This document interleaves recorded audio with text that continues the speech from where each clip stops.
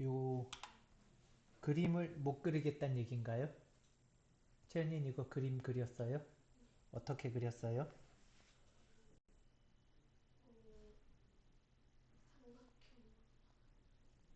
네.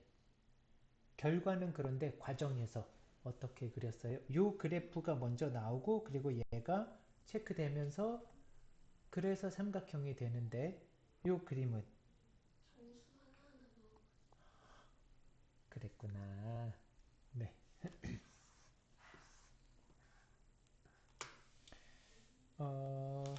쟤를 할 수 있는 방법은 일단 음, 대수적으로만 본다면 대수적으로 그냥 식으로만 본다면 y는 절대값 x 이거부터 먼저 한번 확인해 보자. 얘는 그림을 어떻게 그려요? 그리기 위해서 뭐부터 해야 되지? 절대값이 있으니까 그렇지 범위를 나눠야 되지. 범위를 x가 0보다 크거나 같을 때 그러면 y는 x가 될 거고요. 그러면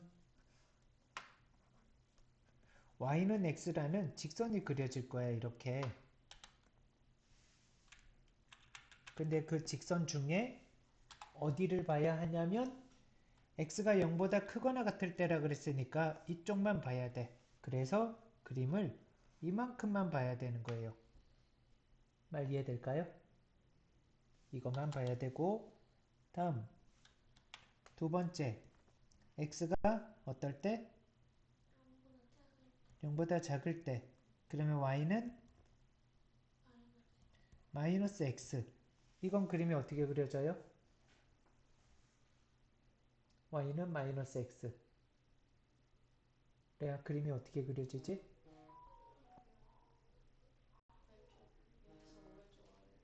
그렇지 오른쪽 아래로 얘는 그림이 이렇게 그려져야 될 거고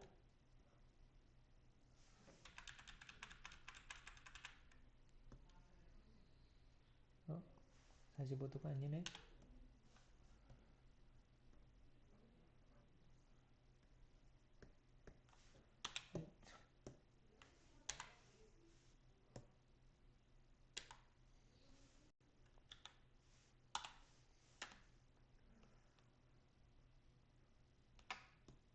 이렇게 그려져야 되는데 이것이 y는 마이너스 x의 그림 이거는 y는 x의 그림 근데 그 그림 중에 x가 0보다 작다라 그랬으니까 그러면 여기를 말하는 거예요.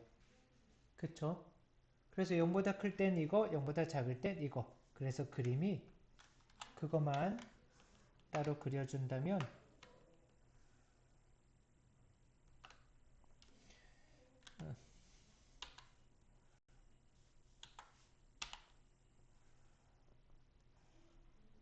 이렇게 그려질 거야. 이것이 y는 절대값 x의 그래프가 되는 거예요. 이해될까요? 이것을 상식을 이용한다면 여기서 얘기하는 상식이 뭘까요? 쌤이 얘기하는 상식은 두 가지가 있었어요. 하나는 절편, 다른 하나는 이동, 도형의 이동의 방법을 이용할 거야. 그 중에 대칭 이동, 지금 여기에서는 대칭 이동을 활용해 준다면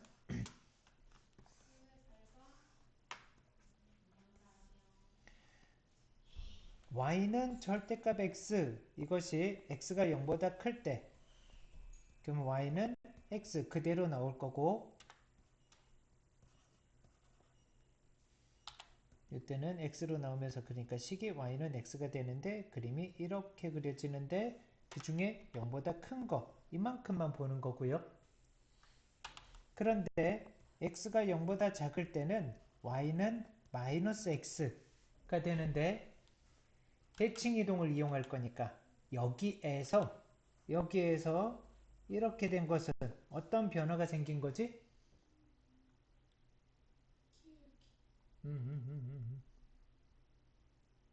대칭 이동을 이용할 거예요. 어떤 변화가 생긴 거야? x의 부호가 바뀌었죠. 아유, 잠깐만. x의 부호가 바뀌었죠.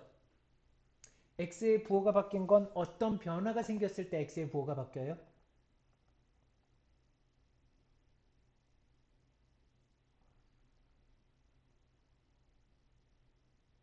이거 상식인데. 그때 종이 접으면서 막 했잖아요.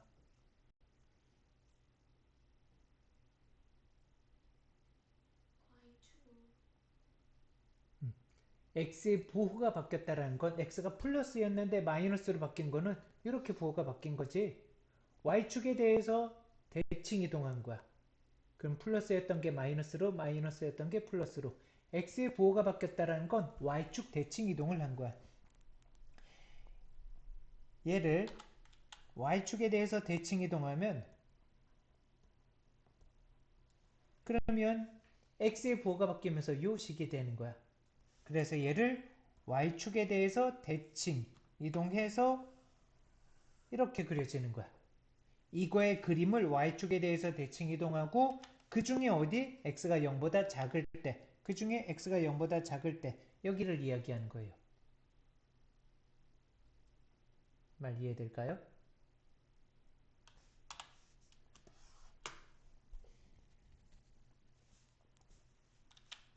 y는 x제곱 마이너스 4 절대값 x 플러스 3. 얘도 두 가지 방법으로 하나는 대수적으로 x가 0보다 크거나 같을 때 그 식을 그대로 y는 x제곱 마이너스 4x 플러스 3. 그래서 얘를 그림을 그려주는데 아래로 볼록한데 1, 3에서 만나네요. 그리고 여기 y축이 이렇게 있어야 될 거고 여기까지 이해될까요? 근데 그 중에 어디를 보냐면 x가 0보다 크거나 같을 때 이만큼만 보는 거야. 이렇게. x가 0보다 작을 때는 안 봐요. 오케이. 그리고 두 번째 x가 0보다 작을 때는 절대값 x가 그대로 x니까 절대값 x가 마이너스 x니까 절대값 x 대신에 마이너스 x를 대입해주면 플러스 4x 플러스 3. 그리고 요거 자체로 그냥 절편 구해서 할 수도 있는데 이것을 어떤 변화가 생긴 거야?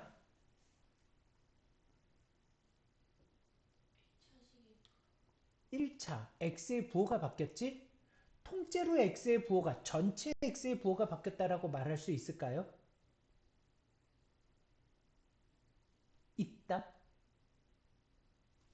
왜냐하면 x의 부호를 바꿨으면 마이너스 x의 제곱 x의 부호를 바꿨으면 마이너스 x 플러스 3 이게 x의 부호를 바꾼 거거든.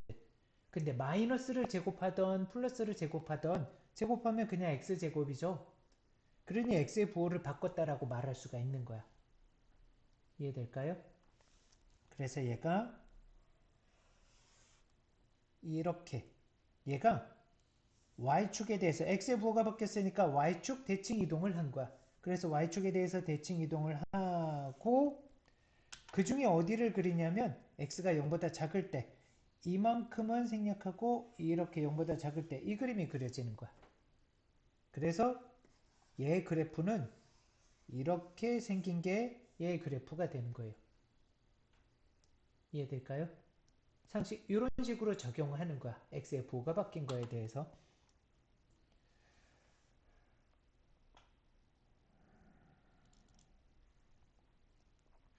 관계 이용 그렇게 해줄 수 있겠고 그래서 여기에 그냥 위에서 한 것처럼 x가 0보다 작을 때 이 그림을 직접적으로 그리고 그 중에서 0보다 작은 것만 보고 이래도 되지만 기본적인 요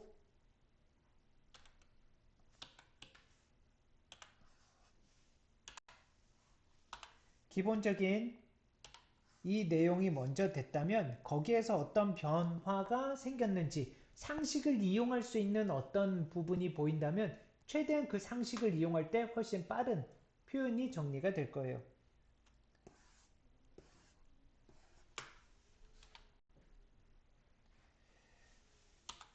혹시 평행이동은 기억나요? 기억나요? 점의 평행이동은? 식의 평행이동은? 이해돼요? 기억나요? y는 절대값 ex의 그림을, 그러면 얘는 x가 0보다 크거나 같을 때, 그럼 y는 2x가 되면서 아까 본 것처럼 기울기가 2인 이런 직선 중에 양수 x가 0보다 큰 이렇게만 볼 거고, y는 2x 중에 0보다 클 때. 이해돼요? 다음 x가 0보다 작을 때는 부호가 바뀌면서 이게 될 거고, 얘는 이 식에서 어떤 변화가 생긴 거지? x의 부호가 바뀌었으니까 y축에 대해서 대칭 이동했다라고 볼 수 있는 거지.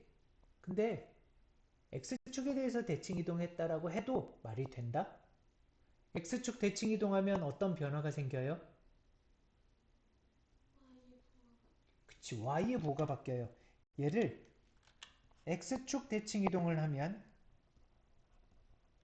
y의 부호가 바뀌어서 마이너스 y는 2x가 되는데요. 그 마이너스를 넘겨주면 y는 마이너스 2x라는 똑같은 식이 나오게 돼요.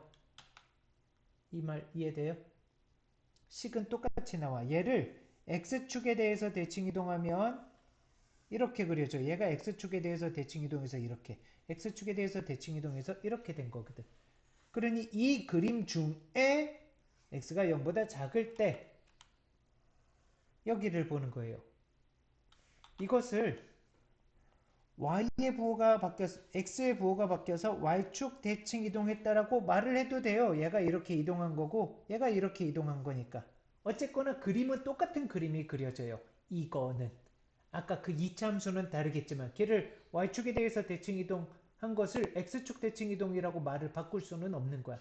얘니까 1차니까 그게 가능한 거였고, 어쨌든 그림이 이렇게 생긴 거고요. 그러면 y는 절대값 2x의 그림은 이해되겠어요? 자, 그러면 여기에 1차 함수 그림은 직선이라는 거 이제 상식으로 알 수 있죠.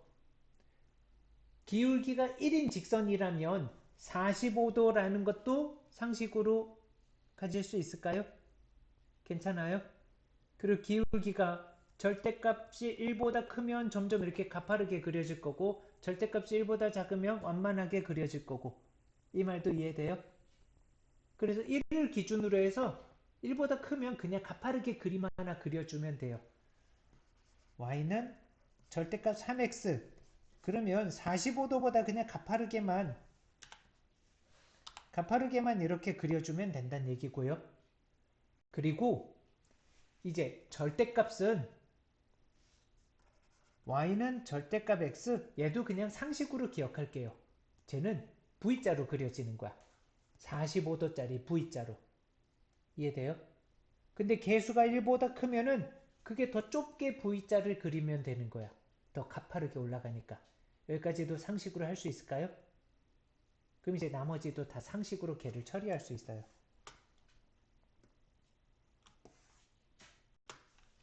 얘는 y는 절대값 2x를 어떻게 했을까요?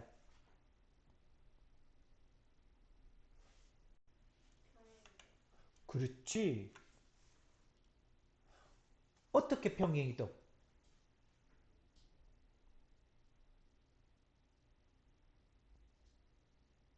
x축으로?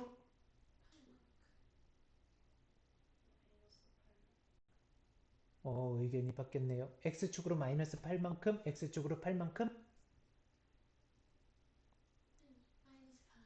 마이너스 8 할래요? 틀렸어요. x축으로?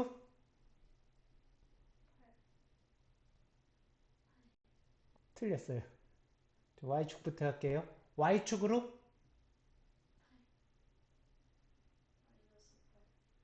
둘 중에 하면 맞았어요. y축으로 마이너스 8만큼. 평행이동은 평행이동한 만큼 어떻게 한다고? 식에서는 뺀다 그랬지. 평행이동한 만큼 뺀 값을 대입하는 거야. 그러니까 여기 마이너스 8은 뺀 값 8인데요 가 아니라 여기에서 뺀 값이 넘어가서 y 마이너스 8이었는데 그 마이너스 8이 넘어가서 이렇게 플러스 8이 된 거죠. 이 말 이해돼요? 그래서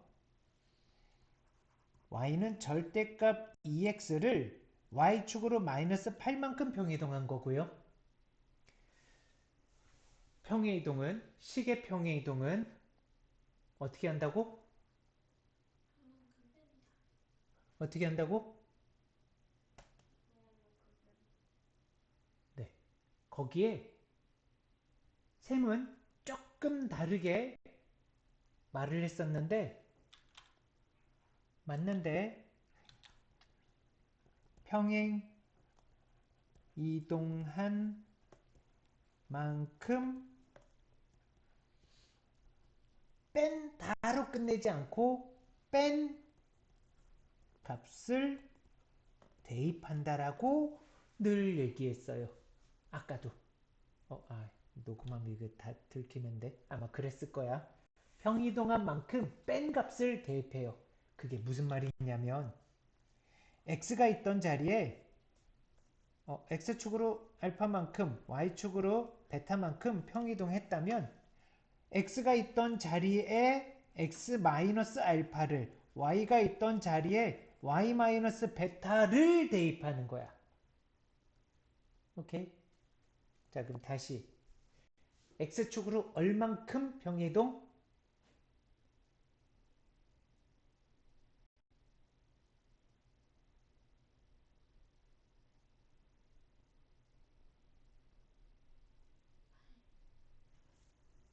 네.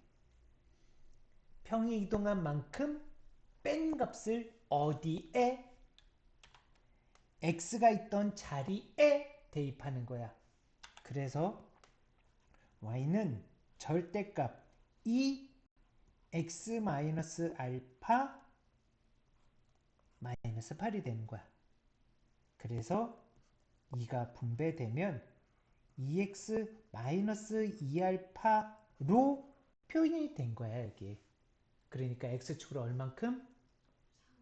4만큼 이동했던 거야. 그래서 여기를 해석하려면 여기를 이렇게 봐줘야 돼. y는 절대값 2 곱하기 x-4 마이너스 8. 그래서 x축으로 4만큼 평이동, y축으로 마이너스 8만큼 평이동한 거야.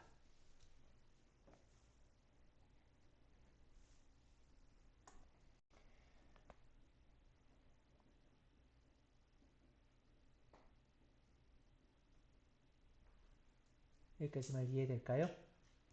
그러면 아까 이 그래프는 얘는 V자인데 조금 갸름한 좀 뾰족한 V자로 그려질 거고요. 45도보다는 가파를러야 할 테니 그래서 그림을 그려준다면 이게 기본형인데 걔를 x축으로 4만큼 y축으로 마이너스 8만큼 x축으로 4만큼 y축으로 마이너스 8만큼 평이동해서 4, 8 x에다가 0 집어넣었더니 0인 그림이 이렇게 그려지게 되는 거야. 이해될까요?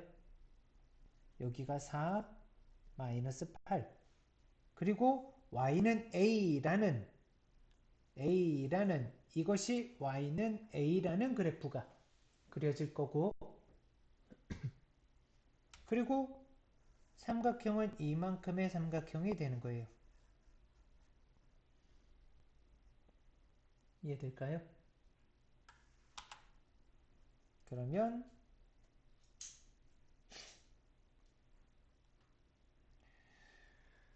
이거 무슨 삼각형인지 알아요?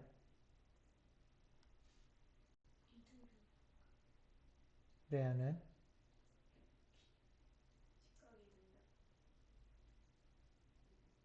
여기 이렇게 직각처럼. 근데 기울기가 1일 때는 45도, 45도 그래서 90도인데요. 기울기가 이렇게 좀 가팔라졌지. 그래서 직각 이등변은 아니에요.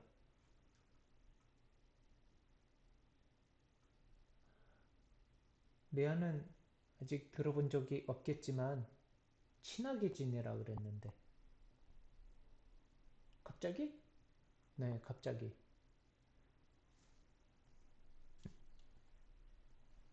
어? 내가 친화척했다. 죄송합니다. 네, 그냥 이등변이에요. 여기가 1대2였네. 여기가 1대2가 아니라 여기는 루트 5짜리였다. 여기 길이의 비가 1대2였고요. 1대2. 그래서 요만큼이 A고요. 여기는 8이잖아요. 길이의 비가 기울기가 2니까 1대2. 그러니까 여기가 A8 그러면 1대2니까 이 길이랑 아니 이만큼이 A 플러스 8이고요. 이만큼도 A 플러스 8이 되겠다. 그림 이해돼요? 네. 여기가 1대2여서 1대1대2. 그래서 이 길이랑 이 길이 같아서 2분의 1 곱하기 A 플러스 8의 제곱. 그것이 72. 그래서 A 플러스 8의 제곱이 144. 누구의 제곱이 144지?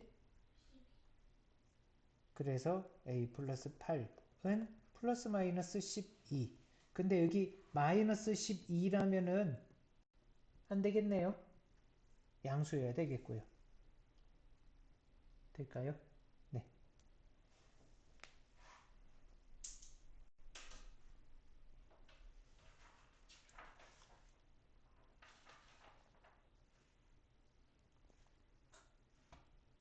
다음 질문은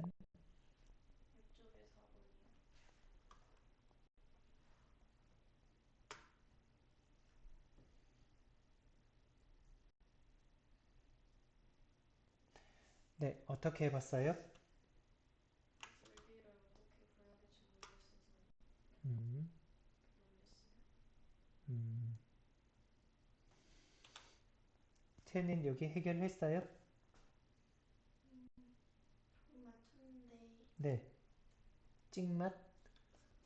제가 예전에 어떻게 풀었었는지 까먹었어요. 네. 음, 두 가지 방법. 하나는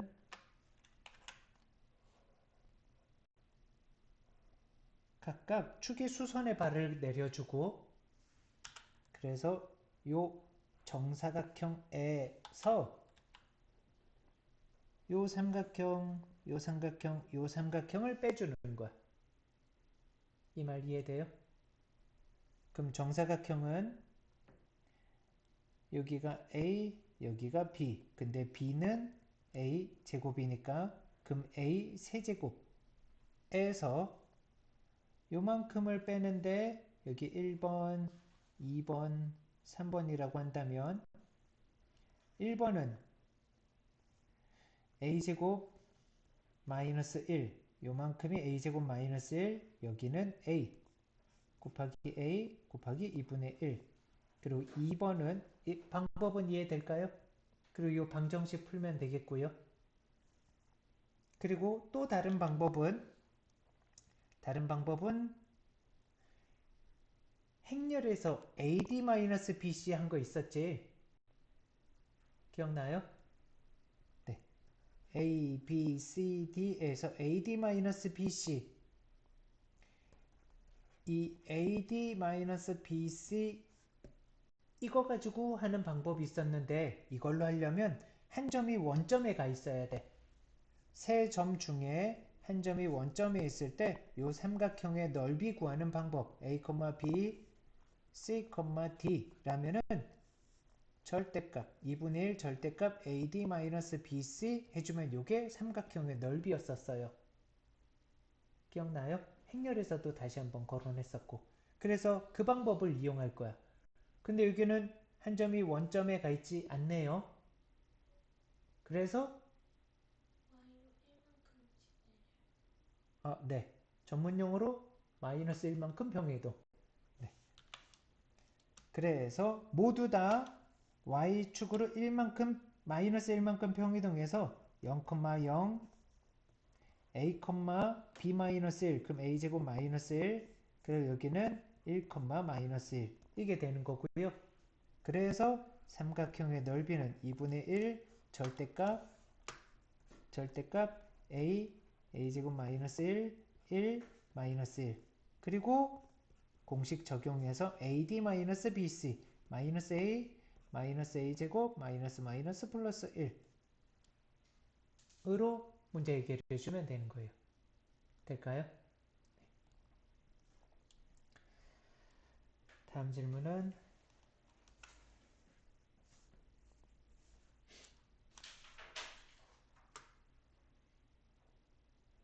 8쪽에 5번이요.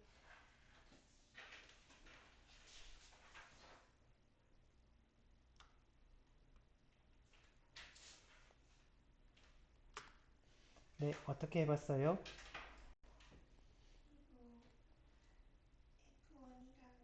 F1이랑 F1이랑 F2랑 빼면은 네, 원소 3개 남아서 3개로 만들 수 있는 거 음, 구하는 줄 알고 8이라고 했는데 틀렸어요. 레아는 해결했어요? 네, 레아는 어떻게 해봤어요? 8쪽을 안 풀었어요. 어, 여기 하는 줄 몰랐어요?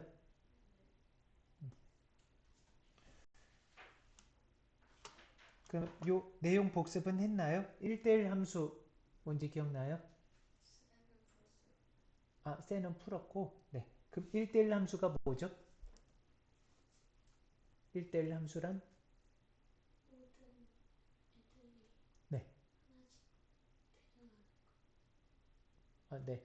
그럼 그 대답할 수 있도록 함수의 정의는? x값 하나에 y값 하나 같아요. 함수의 정의는? x값 하나에 y값 하나 같아요. 아까는 말했는데 지금 빠진 단어가 있어요. 모든 모든이 빠졌지. 모든 x값 하나에 y값 하나가 다 대응해야 되는데 하나라도 대응하지 않는 값이 있으면은 그럼 함수가 아닌 거죠. 그게 함수의 정의였고요. 1대1 함수는 정의가 하나당 한 개씩이요. 1대1 함수는 원래 함수 하나당 한 개씩만 가져요. 한 개씩 갔는데 네, 갔는데 똑같은 값 가져. 네. 그래서 그것이 x값이 같지 않으면 함수값이 같지 않다. 명제의 표현으로 x1이 x2와 같지 않으면 이거이면 fx1이 fx2와 같지 않다. 명제의 표현으로 이거이면 이거이다. 이 표현을 기호로 이렇게 표현해 줄 수 있는 거야. 뭐뭐이면 뭐뭐이다. 명제에서 봤던 그 내용을 그대로. 그래서 이게 1대1 함수의 정의예요. 말로 표현하면 이렇게 표현해주면 되는 거고요. 이해될까요? 그래서 x값이 같지 않으면 함수값이 같지 않다. 기호로 표현해주면 이렇게 되는 거고 그래서 x값이 같지 않으면 함수값이 같지 않다. 이게 1대1 함수의 정의고 1대1 대응은 1대1 함수이면서 공역과 치역이 같을 때 1대1 대응이고요. 그러면 문제에서 이런 건 상황의 이해를 돕기 위해서 벤 다이어그램을 그리면서 하는 것도 좋겠고요. x가 1, 2, 3, 4, 5 y가 a, b, c, d, e 이렇게 있는데 책에서 묻지 않겠지만 함수의 가지수는 어떻게 될까?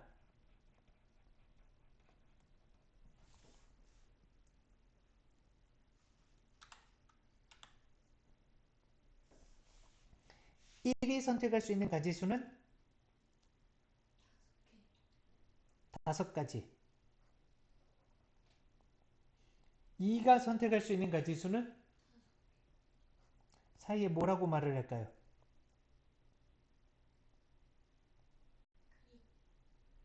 이어서 레아는 이어서 이어서 1이 선택하고 이어서 2가 선택하고 이어서 3이 선택한 거야. 이어서니까 곱하기. 그래서 함수의 가지수는 5 모든. 그래서 모든. 3도 선택해야 되고 4도 선택해야 되고 5도 선택해야 되니까 이어서면 어떻게 한다고? 그래서 네. 그래서 5를 5번 곱해지는 그래서 5의 5제곱이에요. 근데 이거는 묻지 않을 거라고 한 이유가 이거는 저기 확률 통계에서 배우게 될 중복 순열이라는 거야. 뽑은 걸 또 뽑을 수 있는. 그래서 함수의 가지수는 안 물을 거예요, 아마. 그냥도 할 수는 그냥 경우의 수로 용어가 정리됐으면 그냥 용어 정리로 하면 되는데 기본적으로는 우리처럼 이렇게 용어 정리하지 않다 보니까 그래서 문제 내진 않을 텐데 근데 1대1 함수는 물을 거예요. 1대1 함수의 가지수 1이 선택할 수 있는 가지수는 5가지. 아이쿠야. 1이 선택할 수 있는 가지수 5가지. 뭐라고 말해? 이어서 2가 선택할 수 있는 가지수는 네 가지. 왜지? A가 1이 선택한 거 빼고 그렇지. 1이 뭔가를 선택했으면 그거 빼고 나머지 중에서 선택해야 되니까. 어?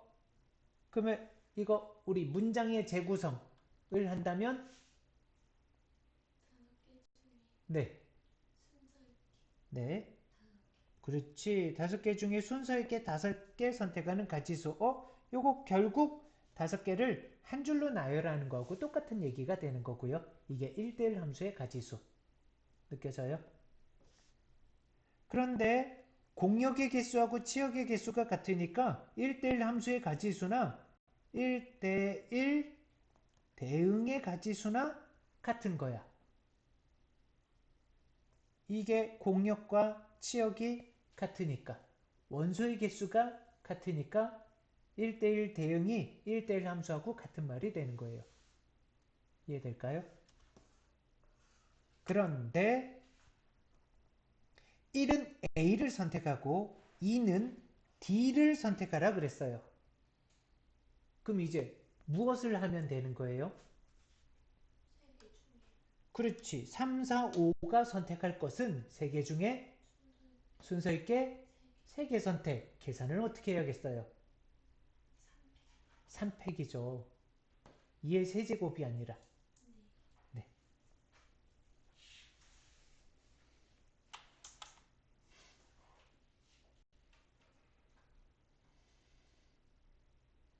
다음 질문은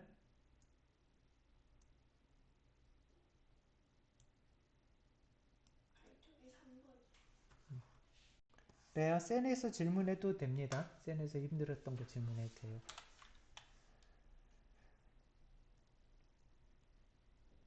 그거는 그냥 안 할게요. 난 질문할 건데. 그럼 1대1 대응이 되려면 어떻게 그려져야 될까? 공과 치역 개수. 음, 이게 유한집합이니까 개수를 얘기할 수 있는데요. 무한집합이면 개수를 어떻게 얘기하지? 무한집합일 땐 개수를 얘기할 수가 없어요. 그쵸? 그래서 여긴 개수를 할 건 아니고 이런 건 범위를 0부터 4까지 그리고 x에서 x로의 함수 이게 무슨 말일까? x에서 x로의 함수. 이 말은 공역도 정의역이 아니 공역도 치역도가 아니라 정의역이 0부터 4까지 그리고 공역도 0부터 4까지인 거야.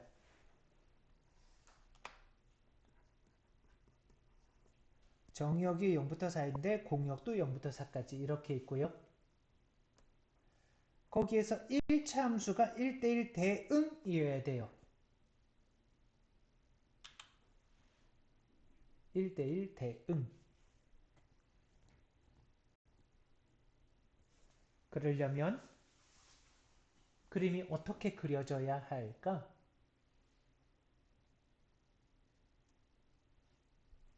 만약에 얘는 y절편이 4니까 이 점은 반드시 지나갈 거고요. 직선이 이렇게 그려진다면 될까요? 될까요? 왜 안 되지?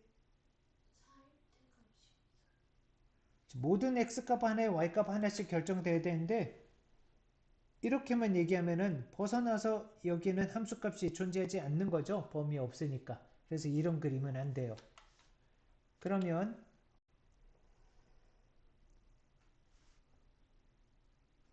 이거는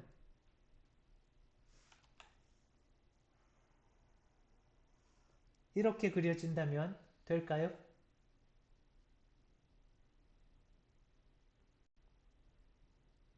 될까요? 왜요? 먼저 1대1 대응이 안 돼요. 함수면 돼요. 모든 x값 하나에 y값 하나, x값 하나에 y값 하나 그래서 y값이 요 범위 안에 있는 요만큼의 y값 모든 x값에 대해서 y값이 다 하나씩 있으니까 함수는 가능한데요. 1대1 대응이 안 돼요. 공역과 치역이 같아야 되는데 공역은 이만큼, 치역은 이만큼. 공역과 치역이 같지 않아서 함수가 아니 1대1 대응은 안 되는 거예요. 함수는 되지만 1대1 대응이 안 되는 거야. 파란색은 함수가 안 되는 거였어요. 정의역에 대해서 이만큼의 정의역에 대해서는 함수값이 존재했는데 이 정의역에 대해서는 함수값이 존재하지 않기 때문에 그래서 모든 x값 하나에 y값 하나씩 결정돼야 되는데 y값 결정이 안 돼서 함수가 아닌 거였고요. 이해될까요? 그래서 얘는 함수는 되지만 1대1 대응은 안 되는 거였어요. 그럼 1대1 대응이 되기 위해서 그림이 어떻게 그려져야 될까? 네, 요 직사각형의 대각선이어야만 하는 거예요. 그래야 모든 x값 하나에 y값 하나씩 결정되면서 공역과 치역이 다 같아지는 거야. 그래서 반드시 요 대각선이어야 돼. 이해될까요? 만약에 이런 y절편이 4라고 정해져 있지 않고 그냥 ax 플러스 b라고 했다면 이 대각선도 되고요. 이 대각선도 되는 거예요. 근데 지금은 b 값이 4라고 고정시켜 놨으니까 이것만 가능하겠고요. 될까요? 그럼 그 뒤로는 마무리되는 거죠. 다음은 내가 센에선 질문 없었어요? 다른 거 질문 더 없고요.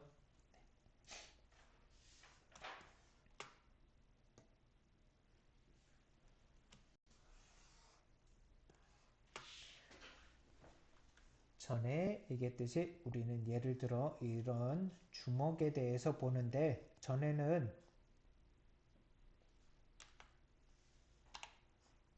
우리는 겉모습을 보고 겉모습으로 이름을 지었는데 근데 우리는 이 안에 있는 주먹의 속에 대해서 어떤 이 안에 어떤 성질을 가지고 있는지 속의 모습 또는 성질 이런 것들을 이용해서 이 함수에 이름을 붙인다라고 했었고요. 그래서 그 안에서 어떤 일이 있었는지에 따라서 그 이름을 붙였던 게 그게 1대1 함수. 안에서 x값들 사이에 x값 하나에 x값이 같지 않을 때 y값도 같지 않다라는 이런 안에서의 x, y 사이의 관계를 보면서 또 1대1 함수이면서 1대1 대응이라는 것은 1대1 함수이면서 어떨 때? 공역과 치역, 개수가 아니야. 공역과 치역이 같을 때야. 개수라 그랬죠, 좀 전에. 네, 개수가 아니야. 공역과 치역이 범위가 같아야 돼. 공역이 1부터 4까지, 그럼 치역도 1부터 4까지. 개수하고는 다른 말. 범위가 같아야 돼. 그 개수를 말한 건 정역의 원소의 개수만큼 치역의 원소의 개수가 나온다라고 그렇게 개수를 얘기했던 거야. 근데 그것 또한 범위가 이거는 개수 생각하려면 이거는 정역의 원소의 개수하고 그리고 공역의 원소의 개수 이렇게 개수를 따지는데 그럼 1보다 크거나 같고 x가 4보다 작거나 같을 때하고 공역은 0보다 크거나 같고 1보다 작거나 같다. 그러면 이거는 말이 될까요?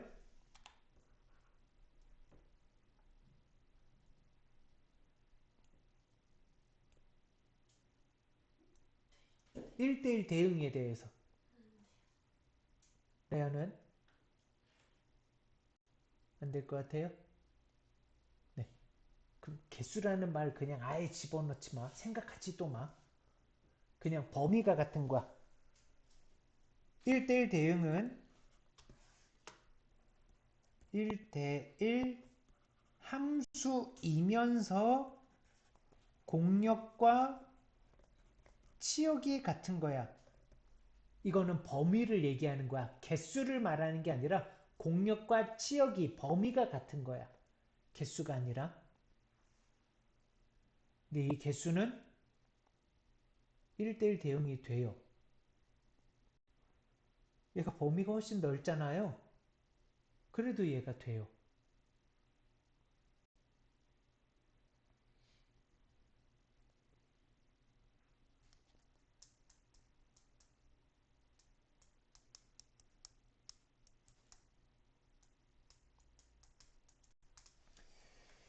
네.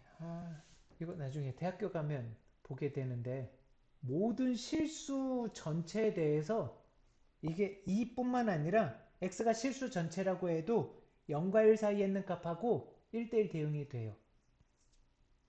네. 그럼 대학 가서 자세한 얘기 듣기로 하고 지금 여기에선 직관적으로 그림만 본다면 아까 1대1 대응이 되려면 직사각형의 대각선이어야 된다 그랬잖아요. 정역은 1부터 4까지 1부터 4까지 공역은 0부터 1까지 거기에서 대각선으로 이렇게 그려진다면 이러면 모든 x값 하나에 y값 하나씩 다 결정을 했고요. 그리고 공역 0과 1, 0부터 1까지 치역도 0부터 1까지 다 대응하네요. 그러니 1대1 대응이라고 볼 수 있는 거예요.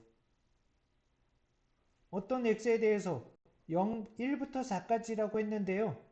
누구 하나 값을 못 갖는 애가 없잖아요. 다 모든 x값에 대해서 y값 하나씩 다 가졌죠. 이 x의 범위가 더 길었지만 길이상으로는 1차원적으로 봤을 때 길이상으로는 더 길었지만 이거에 대응하는 값은 다 존재해요. 이해될까요? 그래서 개수로 생각하면 안 된다라고 그런 거야. 개수를 보면 얘가 훨씬 더 많을 것 같지만 얘보다 많을 것 같지만 개수가 1대1 대응이 될 만큼으로 개수는 무한히 만들어줄 수 있는 거야. 이해될까요? 근데 쌤이 개수를 얘기한 건 자판기를 이용하는 모든 사람들이 음료수를 하나씩 다 뽑는데 매진이 됐으면 그럼 자판기를 이용한 사람의 수와 안에 들어있던 음료수의 개수가 똑같다라고 그렇게 개수를 얘기했었던 거야. 그런데 이거는 유하는 점에 대해서 정수처럼 점에 대해서 얘기했을 때는 이렇게 개수를 말할 수 있겠지만 연속적으로 있는 거에 대해서는 그거 개수를 말할 수가 없는 거야. 여기 이런 것처럼 연속적으로 얘기하는 거에 대해서. 또 이것도 벗어날 수 있는데 연속의 반대가 혹시 뭔지 알아요?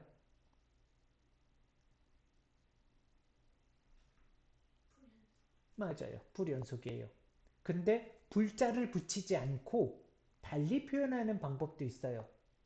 불연속에 대해서 달리 표현한다면 연속이라는 거는 계속 붙어 있는 거야. 근데 그게 아니라면은 끊어져 있겠지? 끊어져 있는, 흩어져 있는. 혹시 이산가족 알아요? 이산가족은 무엇을 이산가족이라고 해요? 떨어져 있는 가족. 그래서 연속의 반대는 이산이라고도 볼 수 있어요.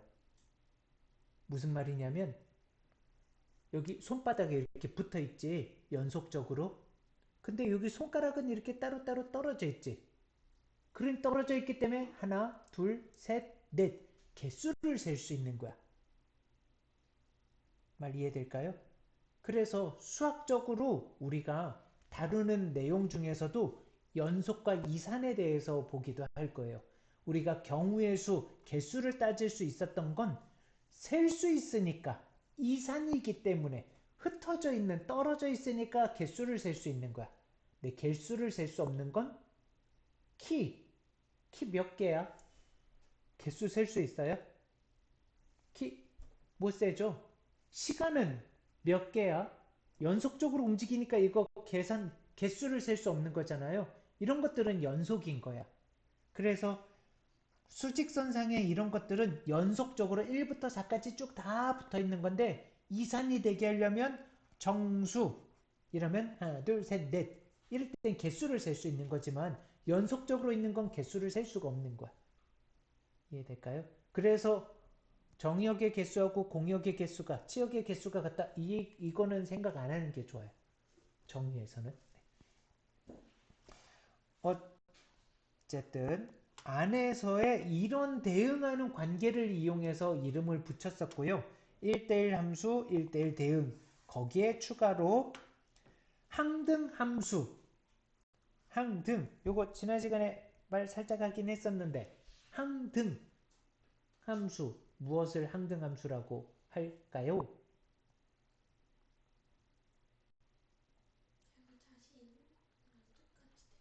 그렇지.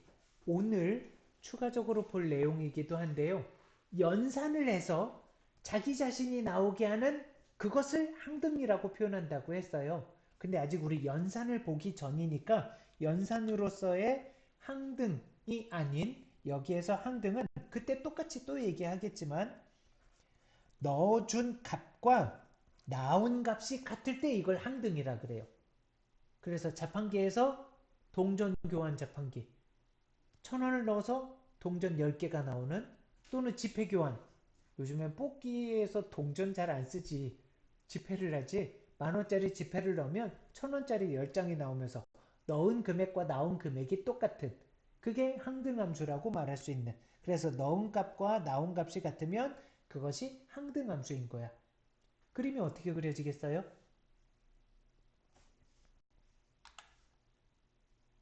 fx는 x fx의 다른 표현은 y인 거지. y는 x라는 그 직선이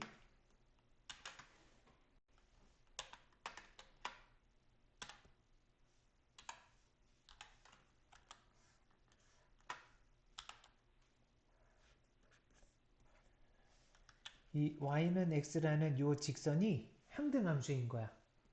그리고 정역이 어떠냐에 따라서 집어넣는 게 제한적으로 유한집합으로 0, 1, 2 0을 집어넣을 때 0이 나오고 1을 집어넣을 때 1이 나오고 2를 집어넣을 때 2가 나오는 0, 1, 2 이 직선 위의 점만 항등함수의 영역이 될 수 있는 거야.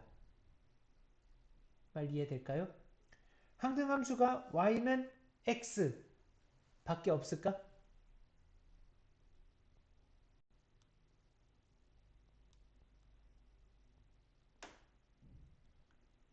두 함수가 서로 같을 때 어떨 때 같다라고 얘기한다 그랬죠? 함수의 상등은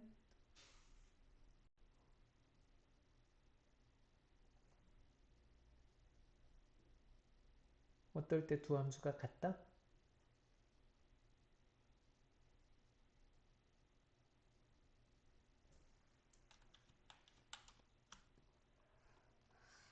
상등하지 않았나? 했죠. fx하고 gx가 같다라는 건 정의역이 같고 그리고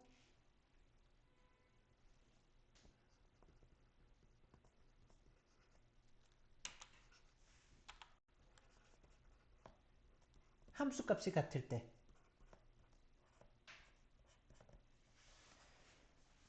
정의역에 있는 어떤 x값을 집어넣든 정의역이 같고 각각이 가지는 함수값이 같으면 그럼 두 함수가 서로 같다라고 말할 수 있는 거야.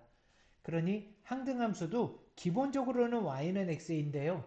다른 함수도 항등함수가 될 수 있어요. 어떨 때? 제한적인 범위를 가질 때 0, 1 그러면 y는 x제곱도 항등함수가 될 수 있고 y는 절대값 x도 y는 x의 세제곱도 얘네들 모두 다 항등함수가 될 수 있는 거야. 이해될까요? 기본적으로 모든 정의역에 대한 항등함수는 y는 x이겠지만 제한된 범위에서의 항등함수는 다양하게 가질 수도 있는 거예요. 이게 항등함수였고 상수함수는 우리가 평소에 얘기하던 겉모습 보고 얘기하는 그 상수함수예요. 상수함수는 애들이 네, 똑같은 함수. 그렇지. 자판기로 얘기했을 때 식당에 있는 커피 자판기, 밀크 커피만 나오는 커피 자판기. 그래서 fx는 k 이런 게 상수함수. 식이 1차가 없이 상수만 있는 거죠. 그래서 상수함수. 이해될까요?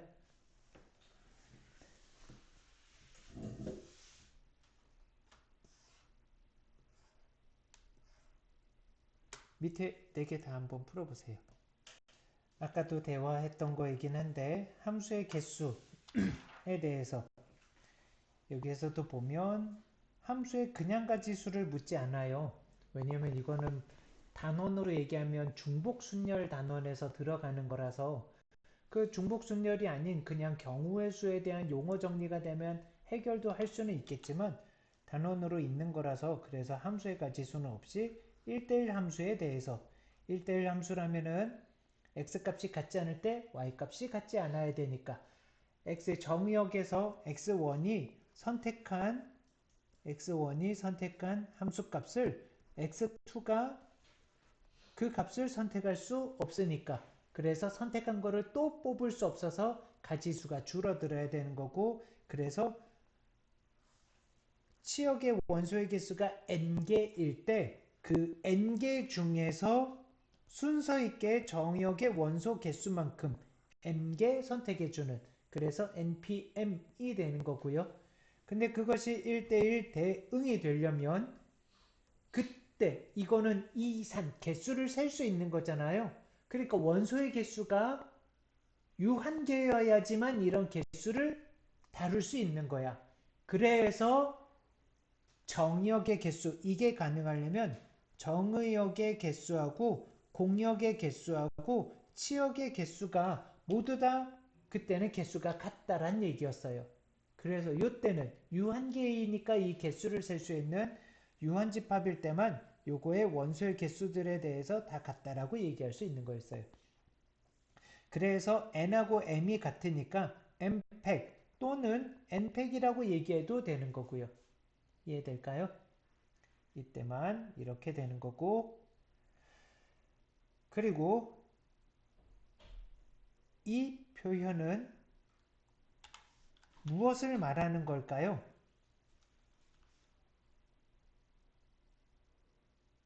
x값이 크면 함수값이 크다야. 그 말은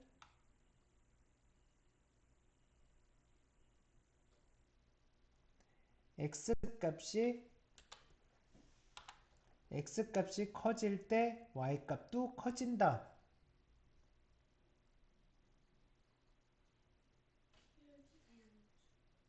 아하, 네. 이것을 다른 말로 증가함수라고 말을 해요. x값이 커질 때 y값도 커지는 이걸 증가함수라고 하고요. 그럼 반대로 x값이 작아지는데 y값이 커지는 건 이것은 감소함수. 그러면 레아야, x값이 작아질 때 y값이 작아지면 그건 뭐가 될까요?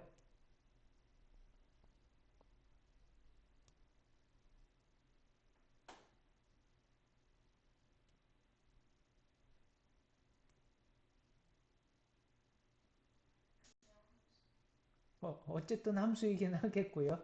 네. 근데 쌤이 지금 이렇게 표현했잖아요. 이렇게 표현하지 않을 거예요.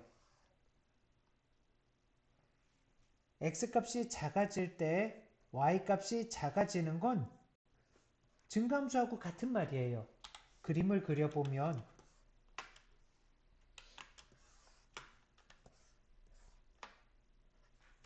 이런 그림이 x값이 커진다라는 건 오른쪽으로 가는 거지. 그때 오른쪽으로 가면서 올라가니까 y값은 커지는, x값이 커질 때 y값이 커지는 증가함수인 거야.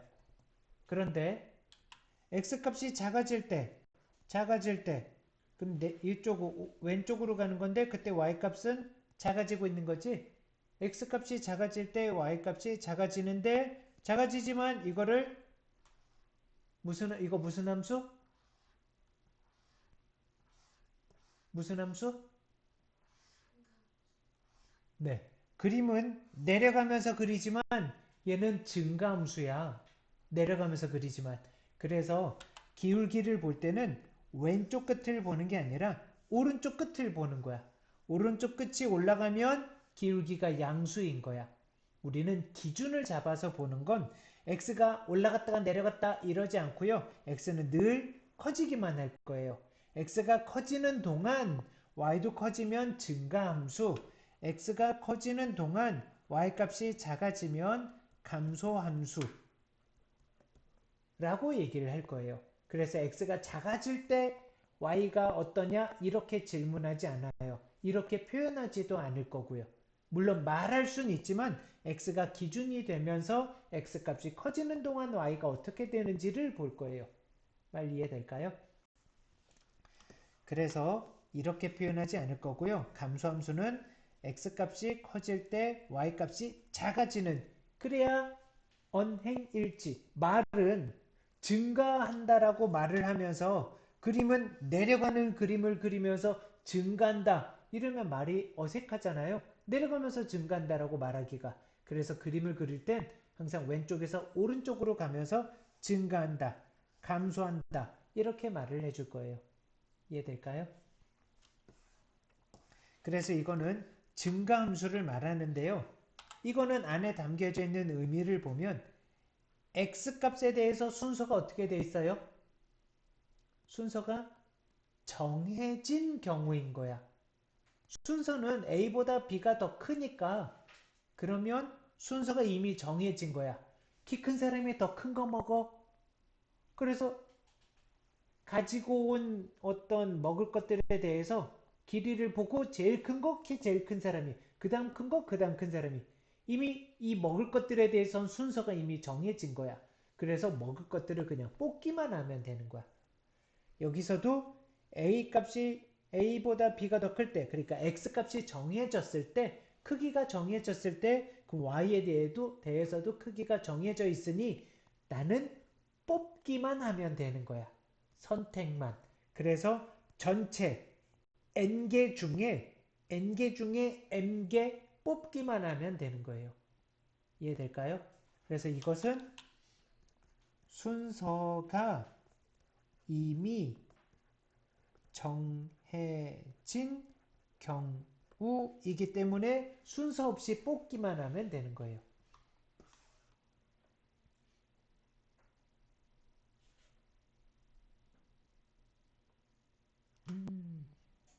참.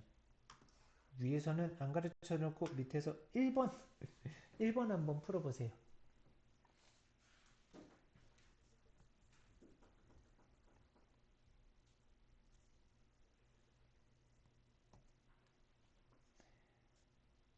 함수 f가 a에서 b로의 함수인데요. 1, 2, 3, 4 3, 4, 5 이렇게 있는데 F1, F2, F3, F4의 가지수가 각각 여기가 세 가지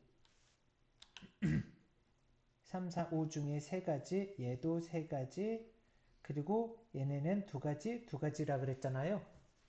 그럼 그 중에 얘가 선택하는 게 3을 선택했다면 얘도 세 가지 중에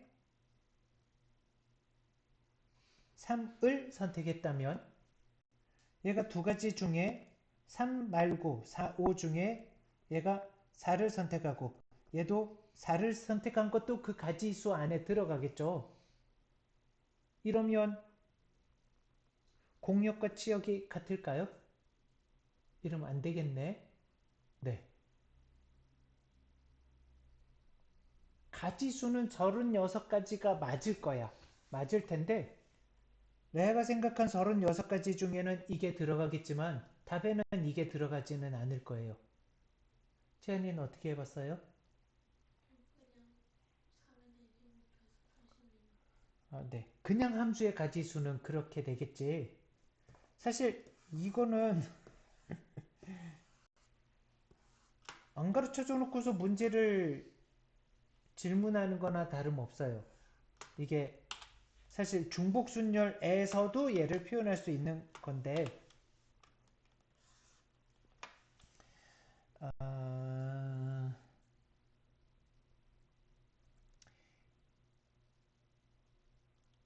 1이 선택할 수 있는 가지수가 세 가지가 있고 벤 다이어그램으로 1, 2, 3, 4 3, 4, 5에서 1이 선택할 수 있는 거 얘 세 가지 얘도 세 가지 세 가지 세 가지가 될 거야. 이게 그냥 함수의 가지수고요. 근데 그 중엔 안 되는 게 있어. 어떤 게 안 될까요? 치역과 공역이 일치하지 않을 때 예를 들어 아까 쌤이 예를 들어서 표현해 준 것처럼 3하고 4 이 두 가지 중에서만 선택을 한다면 그러면 공역과 치역이 같을 수가 없겠네요. 말 이해돼요? 그래서 그거 빼야 되는 거야. 그러니까 3의 4제곱에서 아닌 거를 빼야 돼. 이 두 개 중에서만 선택을 한다면 둘 중에 얘 두 가지 2의 4제곱을 빼야 되는 거야. 이해돼요? 이런 게 몇 가지 있겠어요? 그렇지. 5가 빠졌을 때, 4가 빠졌을 때, 3이 빠졌을 때 그렇게 세 가지가 있는 거야. 근데 이걸로 또 답이 안 나올 거예요. 왜냐면 81에서 16 곱하기 3 그래서 48을 빼면 그럼 이거는 33이네요. 왜일까요? 얼마가 부족해? 왜 부족했을까?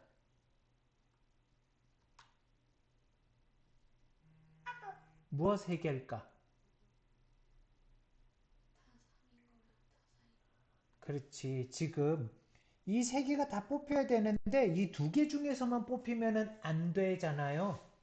그래서 그거를 뺐는데요. 너무 많이 뺐어요.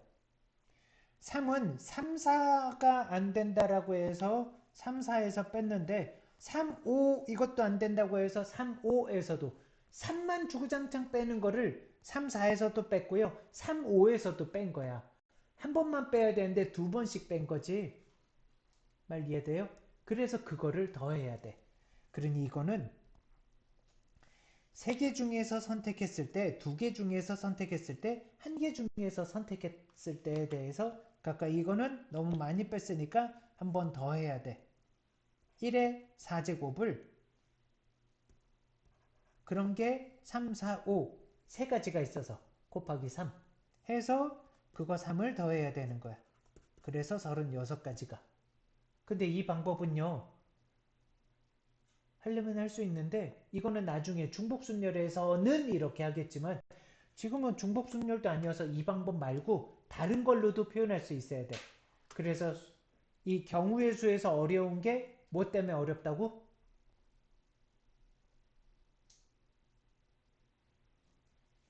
문장의 재구성하는데도 불구하고 어려운 문제가 나올 거야. 그게 분류하는 것 때문에 어려울 거라 그랬지. 이거는 가능한 경우에 대해서 분류를 해야 돼. 일단 레아의 아이디어는 3개 중에서 뽑다가 얘네들이 뭐 같은 게 나왔다면 다른 2개 중에서 뽑아야 되는 이런 아이디어를 가진 게 그러니까 어느 하나는 같은 게 있을 거란 얘기야. 이 말 이해될까요? 정의역의 원소는 4개인데요. 공역은 3개밖에 없어요. 그러니까 누군가는 하나를 뽑은 거 또 뽑아야 되는 거야. 이 말 이해돼요? 그 숫자가 누구겠어요?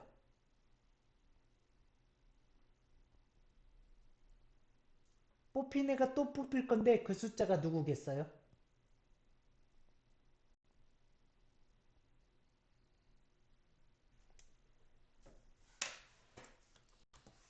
질문이 너무 어려웠지.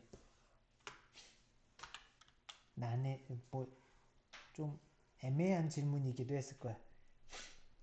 하나씩 가져가는데 누군가는 한 번 더 뽑힐 거야.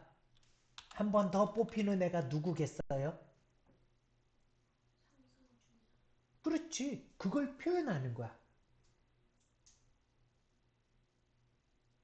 한 번 더 뽑히는 애를 선택해야지. 3개 중에 하나를 선택해서 그 애가 한 번 더 나올 거야. 이 말 이해될까요? 그래서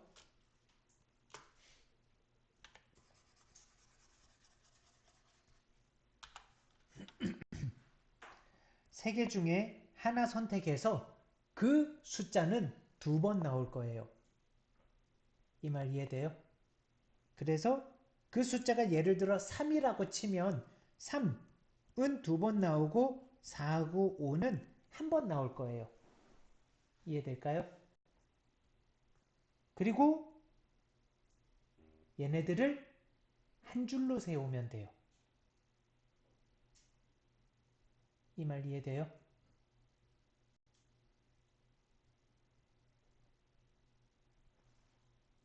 예를 들어 3, 5, 4, 3 그러면 F1이 3, F2가 5, F3이 4, F4가 3을 가질 거란 얘기야. 한 줄로 세워서 F1, 2, 3, 4가 차례대로 가져갈 값들을 정해주는 거야. 이것 또한 이건 우리 배우기는 했는데 이거 어떻게 하는지 기억나요? 책에는 없었지만 우리는 배우긴 했었어요. 이거 한 줄로 나열하는 가지수.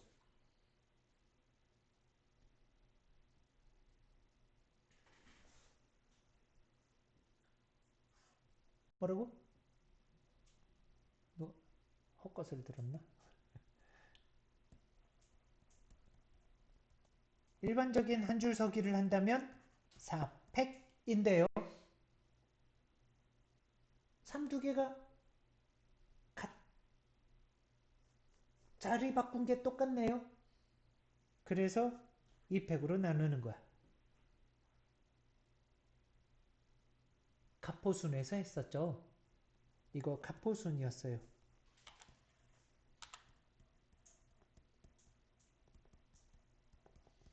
그래서 4팩, 24를 2로 나눠서 12 곱하기 3이었던 거예요. 이거 한 줄로 세워서 한 줄로 세우는 걸 이거 가포순을 사용하지 않는다면 어떻게 해야 되냐면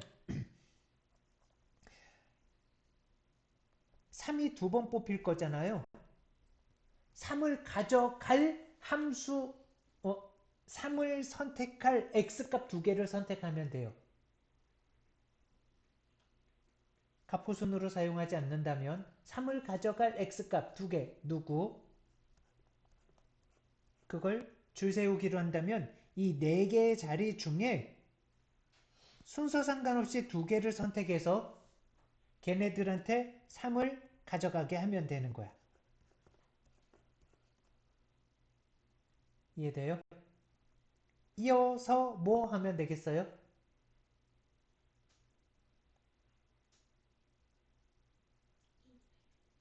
남은 두 개가 4, 5를 순서 있게 가져가면 되는 거예요.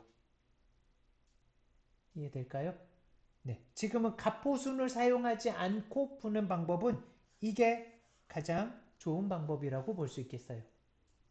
근데 이거는 좀 학교에서 어느 수준까지 건드리냐에 따라서 다르겠지만 이 정도는 조금 많이 벗어났다라고 볼 수 있을 것 같아요.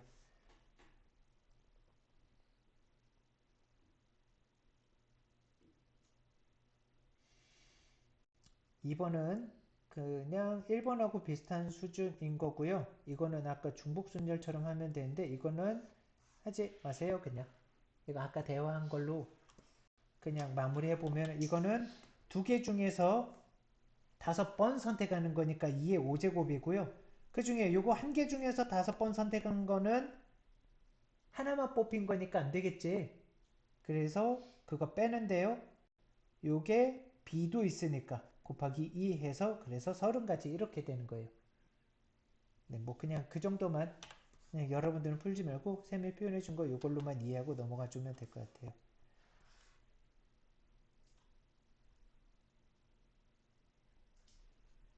3번은 어떻게 할까요?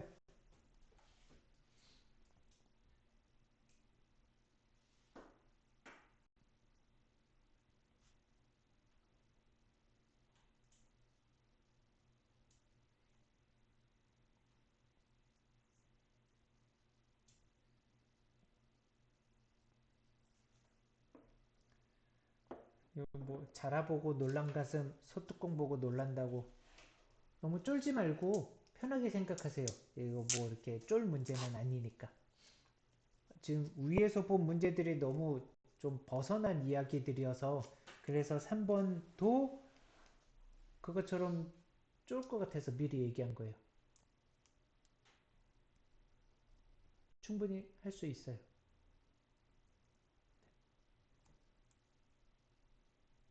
답은? 레아는?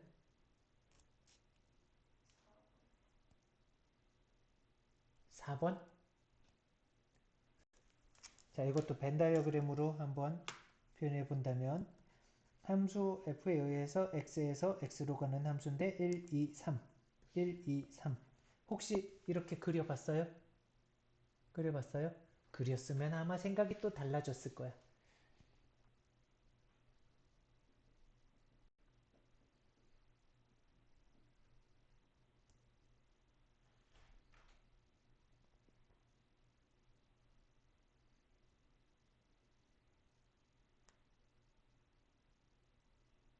정답은? 지연인? 왜일까요? 1이 선택할 수 있는 가지수는? 왜? 그렇지. 2가 선택하는 가지수? 뭐 빼고? 이 눈앞에 있으니까 좀 생각이 또 달라지지. 근데 그렇게 했는데 모르고 더 했으면 문장의 재구성. 레아는 왜 9 나왔었어요? 그냥 뭔가 제목일 것 같았어요. 네. 왜 그렇게 된지는 이해되죠? 문장의 재구성. 그래서 아까 이어서라는 그 표현도 그렇게 적었던 거고요.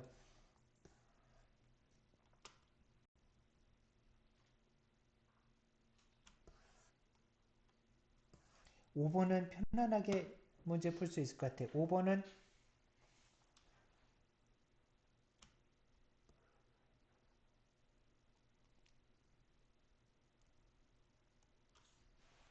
5번, 6번 풀어보세요. 한번 간단하게. 벤 다이어그램을 그려봤습니다.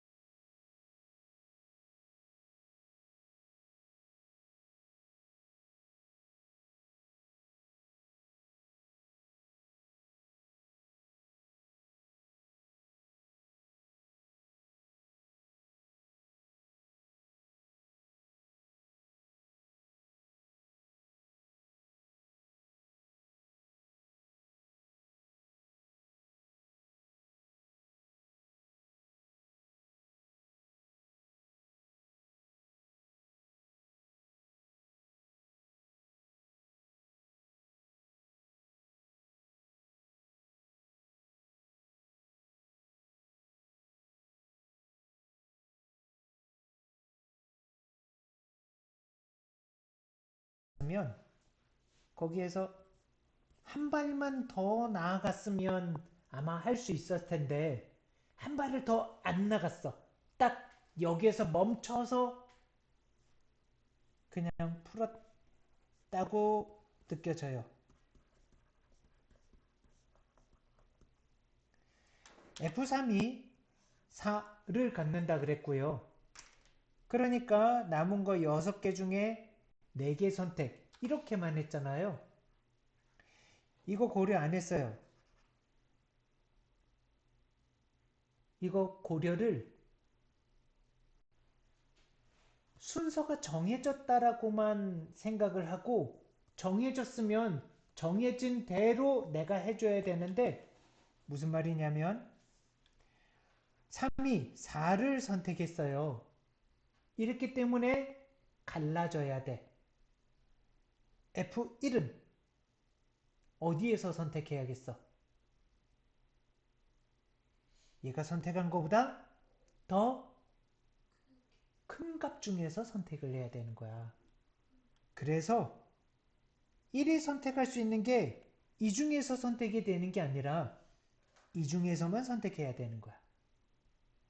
1, 2는 5, 6, 7 저 3개 중에서 2개 선택해야 되는 거야. 그러면 1이 더 큰 거, 2가 그 중에 작은 거. 이어서 4, 5도 마찬가지 이 3개 중에서 2개 선택해야 되는 거예요.